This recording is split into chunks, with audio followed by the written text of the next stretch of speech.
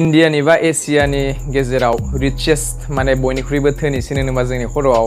मोनसेल' जायगा लानानै दं जाहैबाय मुकेश आम्बानी नङा होमबा नाथाय नैबे जायगाखौ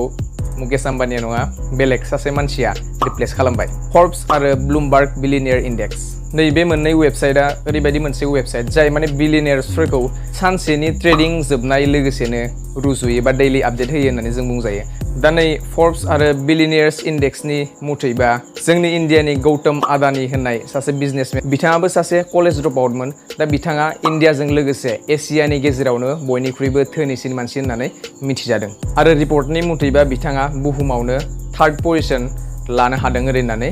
मिथिनानै मोनदों जायखौ एसियानि भितराव दिनैसिमबो इन्डियानि मुकेश आम्बानी आरो चाइनानि जेक मायाबो दिनैसिम बे रेकर्डखौ सेफायनो हायाखैमोन बिथाङा $137.4 बिलियन दौलतजों फ्रेन्स हादरनि बिलियनियार बार्नार्ड आर्नल्डखौ बारस'नानै एलन मास्क आरो Amazon.comनि बिगोमा जेफ बेजसनि उनाव थार्ड नाम्बार बिलियनियारनि जायगाखौ लानो हायो नोंथाङाबो जुदि स्टक मार्केट आरो मिउचुवेल फान्डआव इनभेस्ट खालामनायनि इन्टारेस्ट दंबा बा गोसो दंबा नोंथाङा